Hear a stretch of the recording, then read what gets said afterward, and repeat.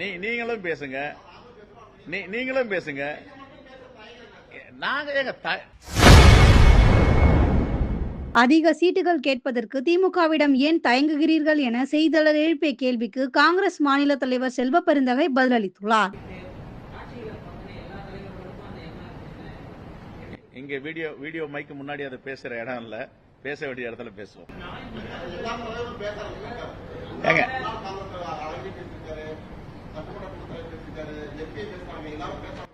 நீங்களும் பேசுங்க. நீங்களும் பேசுங்க. நாங்க எங்க ரெண்டு விஷயம் இருக்குங்க, தயக்கம் கிடையாது. சில பேர்லாம் ட்ரையல் மீடியால ட்ரையல் நடத்துவாங்க. கோர்ட்ல தான் நடத்தணும் ட்ரையல், மீடியால நடத்த முடியாது. கேட்க வேண்டிய இடம் நாங்க இப்ப கூட்டணி கட்சி எங்க அகில இந்திய தலைமைக்கு என்ன வலியுறுத்தணுமோ அதை நாங்க சொல்லுவோம். அதே போல எங்க கூட்டணி கட்சி தலைவராக இருக்கிறவங்க கிட்ட என்ன பேசணுமோ அதை பேசுவோம். இப்ப நான் இங்க பேசுறேன்னு வச்சுக்கேன், விருப்பத்தை சொல்றேன். நீங்க யாராவது சொல்லுங்க, நான் இவ்வளவு தொகுதி வாங்கி தரேன்ட்டு. நான் இப்ப பேசுறேன். இல்ல உங்களுக்கு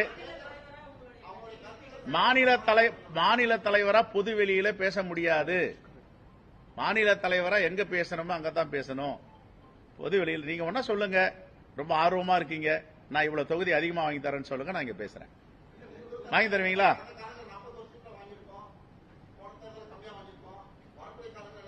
நீங்க யாரு கம்மியா வாங்கினாங்களோ அவங்களதான் கேட்கணும். என்ன போய் கேட்டீங்களா?